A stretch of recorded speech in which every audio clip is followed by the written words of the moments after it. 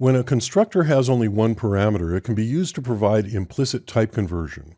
The explicit function modifier prevents this behavior. Here I have a working copy of implicit.explicit.cpp from Chapter 4 of the exercise files.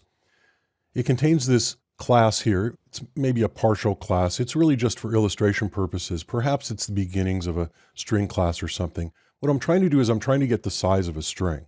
And so I have two constructors here. You notice these are constructors because they're named the same as the class. And one of them takes an int and one of them takes a character string. And what they do is the int one simply copies the value of the int into this size data member. And the character string one, it calculates the length of the string by looking for the null terminator at the end of the string.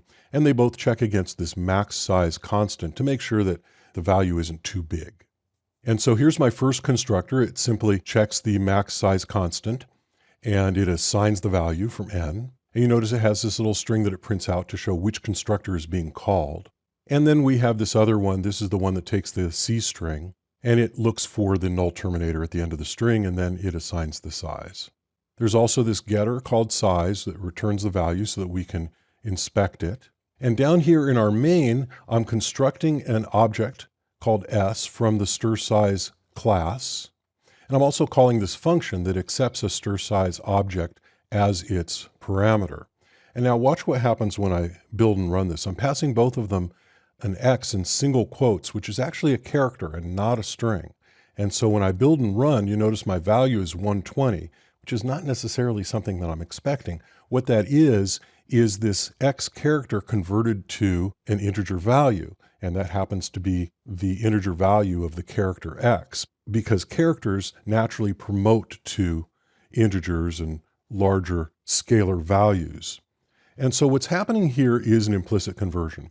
An implicit conversion happens when you assign a value to an object during construction.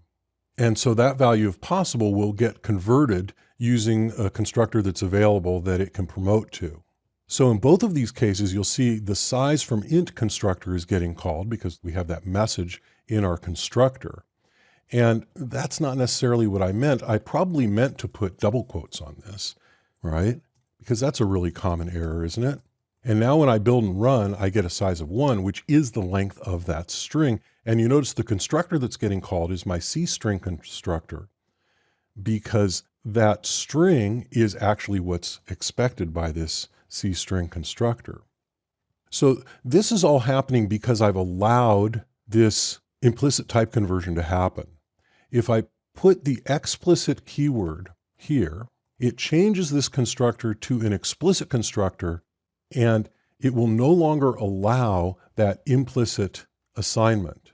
In fact, I can put it here as well. And now implicit conversions are no longer allowed. When I try to build and run, you'll see I already have these errors here. It says no viable conversion. And this one here says no matching function call. So the implicit conversion is also happening on the function call because it's expecting this object type and it's getting something else. And so it's trying to do that implicit conversion, but there's no constructor that allows it. So this can operate as a safeguard. In fact, now in order to construct the object, I need to do it explicitly by putting the parameter in parentheses.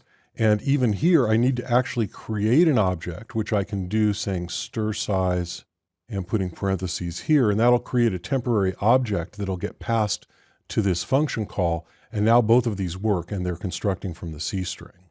And if I want to use an integer here, I can put in a 7 here and put in a 5 here. And now when I build and run, you see I'm getting my size from int constructor. So sometimes the implicit type conversion is okay, and sometimes it's not. For my part, I really like using the explicit keyword, and it prevents me from necessarily doing something that I didn't intend.